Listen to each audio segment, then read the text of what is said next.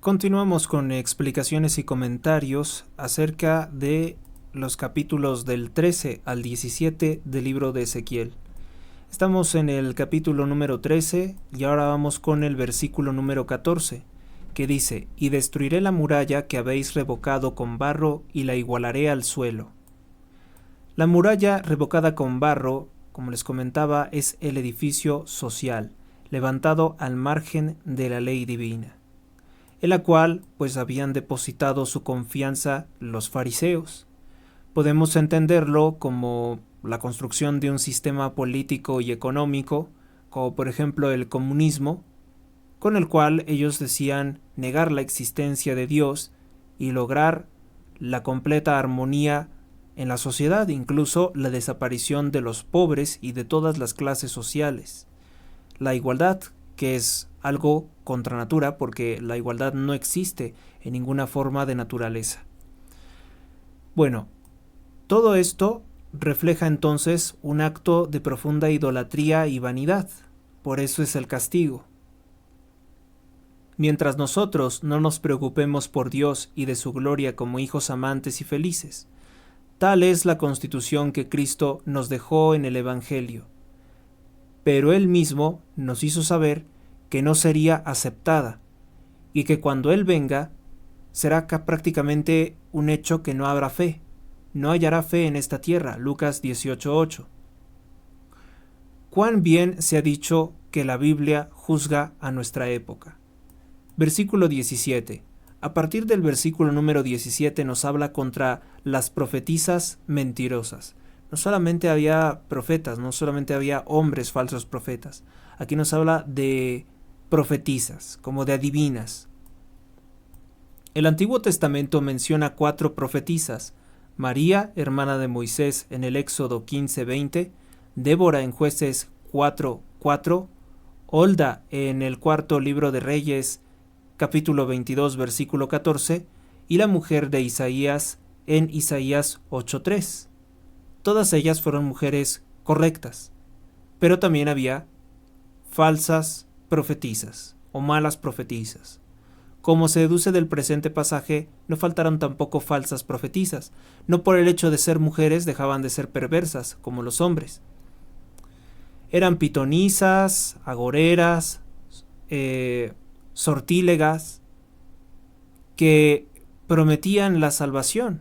Vamos a decirlo de una forma más fuerte: brujas o adivinas, que decían tener la solución porque, pues, con algún arte oscura, con alguna charlatanería, como hoy hay hombres y mujeres que dicen echar las cartas o el horóscopo, decían ellos tener las claves de la vida, para que tuvieran la, entre comillas, suerte. Dice el versículo 18, que es continuación de esto: contra las falsas profetisas. Así habla Yahvé el Señor: ay de las que cosen almohadillas para todas las articulaciones de los brazos y hacen cabezales de todo tamaño para las cabezas, a fin de cazar almas. Es decir, a cada quien le decían únicamente lo que querían escuchar. Que tomen nota de tan tremenda advertencia divina las incontables mujeres de hoy que, sometiéndose a la tiranía mundana de las modas indecorosas, van como estas profetisas, haciendo caer en lazo muchas almas, es decir, sembrando a su paso consciente o inconscientemente el pecado en cada uno de ellos, que las ve y las codicia, según lo que enseña el mismo Señor. Mateo 5:28. Nótese que el recato no puede ser juzgado según la moda. El recato es una verdad moral y por tanto nunca va a pasar, porque la palabra de Dios nos hace saber terminantemente que tanto por la ostentación del atavío lujoso como por la ostentación de la hermosura se enciende cual fuego la concupiscencia. También aquellos hombres que, si bien en el caso de los hombres no es tanto exhibir el cuerpo, pero pudieran por vanidad exhibir, pues no sé, sus riquezas, algo muy valioso, algo muy ostentoso, también genera los malos deseos, ya sea de hombres o de mujeres. Eclesiastés 9:8. El recato, ¿no? Nos habla de... La palabra que utiliza es recato. La discreción podría ser también. La humildad también. Y en otra parte dice: ¿por ventura puede un hombre encender el fuego en su seno sin que ardan también sus vestidos? ¿O andar sobre ascuas, sobre brasas calientes, sin quemarse las plantas de los pies? Proverbios 6:27. Habrá tal vez quien diga que esto es precisamente lo que se busca, la casa del matrimonio mediante el atractivo físico o el sex appeal.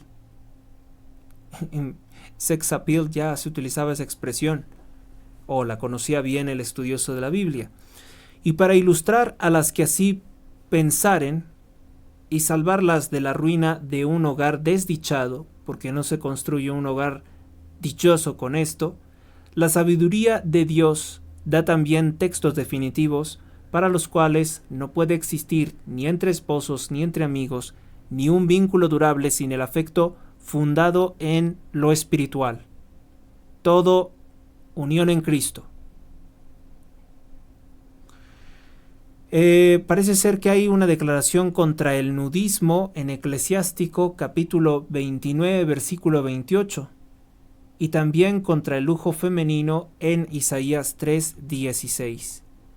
Lo decimos, actos de vanidad, de suma vanidad. Vamos a ver lo que dice contra el nudismo en Eclesiástico 29:28. Y volvemos también contra lo que es el lujo femenino.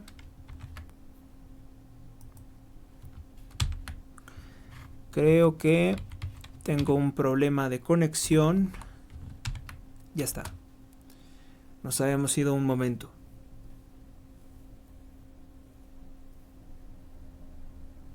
Se sobreentiende que la idea general de este texto es que, pues generando deseo o con el exhibicionismo que puede representar el nudismo, el hombre o la mujer que hace eso se hace acreedor de arrastrar las almas de otras personas por los muchos malos pensamientos que puede generar el hecho de haberles visto. Y si es esto, pues imagínense en qué lugar están las personas que se dedican a esas páginas que cobran por el exhibicionismo. Hay muchas páginas, no les voy a hacer publicidad, ustedes saben bien cuáles son. Dice el Eclesiástico capítulo 28.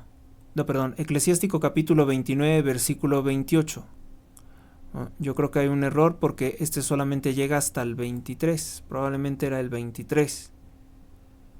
No, sí 28 dice: duro es para un hombre de sentimiento tal desprecio de la casa, tal insulto propio para su deudor. No parece tener relación con lo que acabamos de decir, contra el exhibicionismo. El anterior dice: vete, huésped, cede el puesto a uno más digno, viene a hospedarse mi hermano, necesito la casa. Pasa, huésped, adereza a la mesa, si tienes algo a la mano, dame de comer.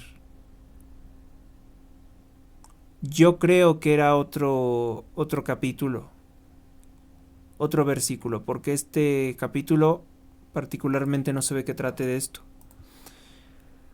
Luego, Isaías 3, capítulo 16. De ese me acuerdo mejor. Habla sobre que la mujer debe de arreglarse, debe de estar, vestirse bien, pero con la virtud, si no mal recuerdo. Vamos al libro de Isaías, entonces. Isaías, capítulo 3, versículo 16.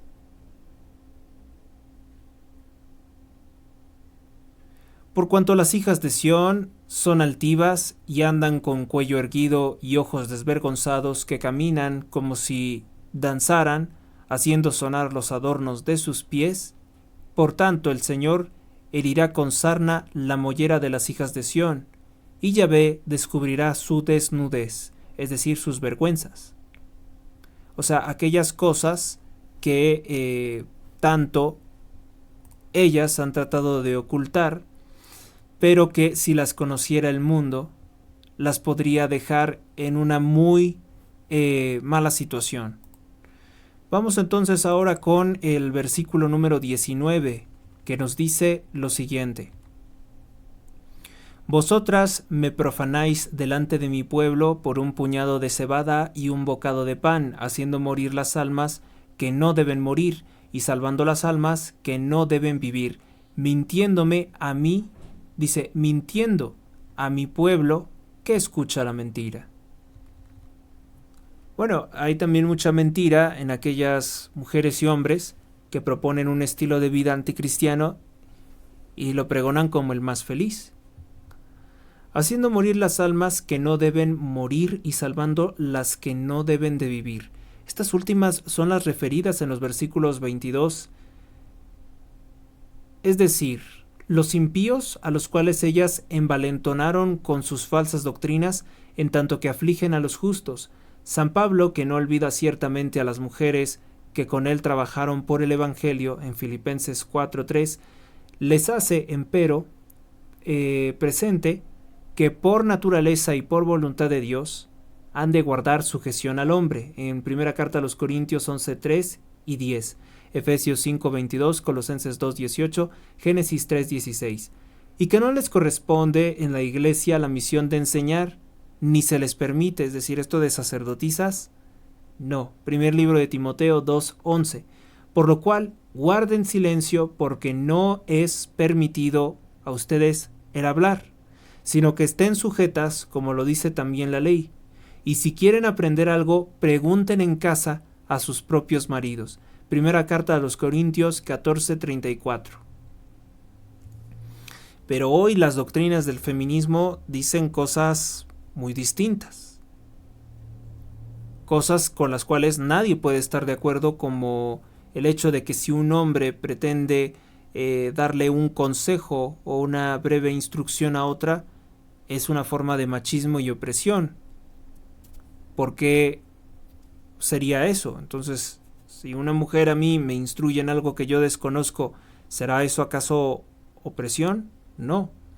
¿Será acaso si otro hombre, un maestro, digo, no hay maestro más maestro que Cristo, digamos un profesor o alguien que sabe de algún tema, me da una clase, me da un consejo, me está violentando? Pues tampoco. Son conceptos que se han generado para generar discordia. En los tiempos que corren, se tiende a olvidar estas enseñanzas de la Sagrada Escritura sin comprender que, siendo el mismo Dios quien las da para su servicio, sería absurdo querer servirle contra ellas. Pues verse, en cambio, la consoladora misión que San Pedro espera de la mujer y las condiciones que indica San Pablo para las viudas que quieren trabajar en el apostolado. Véase el primer libro de Pedro, capítulo 3, versículo 1, primer libro de Timoteo, capítulo 5, versículo 9. Vamos ahora con el versículo número 22, que nos dice lo siguiente: Pues con mentiras habéis afligido el corazón del justo, a quien yo no quería afligir, y habéis fortalecido los brazos del impío, para que no se convierta de su mal camino y viva. Por esto, no tendréis ya visiones vanas, ni pronunciaréis oráculos. Yo libraré a mi pueblo de vuestra mano, y conoceréis que yo soy Yahvé. Dios libra a su pueblo de estas pitonisas, brujas, adivinas, como se les quiera llamar, a quien yo no quería afligir. Recojamos esta flor que nos manda nuestro Padre Celestial y que nos muestra la delicadeza de su amor, fortaleciendo los brazos del impío, de modo que en vez de humillarse de su pecado, se enorgullezca de él. Bueno, no solamente entonces las brujas, no solamente las pitonisas, no solamente las adivinas, sino también aquellos que dan malos consejos, como muchos psicólogos que son militantes LGBT y feministas. Lo único que importa eres tú, destruye tu familia, haz sufrir a tu marido y a tus hijos, porque lo único que importa eres tú. Es decir, también existen abogadas con estas características. Es decir, que ya entonces se notaba esa ceguera, en cuyo abismo se encuentra Satanás, el padre de la mentira. Juan capítulo 8, versículo 44. Todavía tiene a la humanidad sumergida y dominada por el engaño en muchos casos. Nadie aceptaría, por ejemplo, el mote de ladrón porque va contra el honor sancionado por el mundo. Pero en cuanto al hecho mismo, muchos se glorian de la habilidad que tienen para engañar a otros en un negocio y que cree eso es ser ladrón. Fíjate que a este lo hice trabajar y pues me exigía tanto como cobro de la reparación o de lo que se hizo. Pero yo muy astuto le dije que no tenía dinero y no le pagué lo que me pedía. No le pagué lo justo. Soy muy inteligente, aquí dicen muchas groserías con eso, y lo logré. Otra persona que me contaba de un político narcotraficante que es presidente de México, que decía, bueno, pues no cumplió nada de lo que decía, pero es que él es muy fregón. Así se hace la política. Él es talentoso. Es el bueno, es el hábil, es el exitoso. Así quisiera ser. ¿En serio? Así quisiera ser. Qué desgracia quien te tenga por familiar.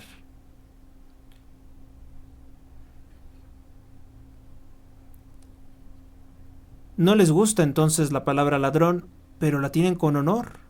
Y hay quienes creen lo bueno malo y lo malo bueno. Porque si alguien honestamente va y regresa y decirle, oye, te equivocaste en el cambio, me diste de más.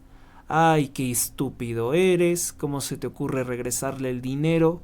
¿No estás viendo? Entonces, ¿qué es lo que premia el mundo? El criterio del mundo es premiar al que es abusivo, por decirlo a menos. Al que tiene mucha, dicen, malicia. Hay gente que ha dado por consejo, te falta malicia para los negocios. Te pudiste haber aprovechado más.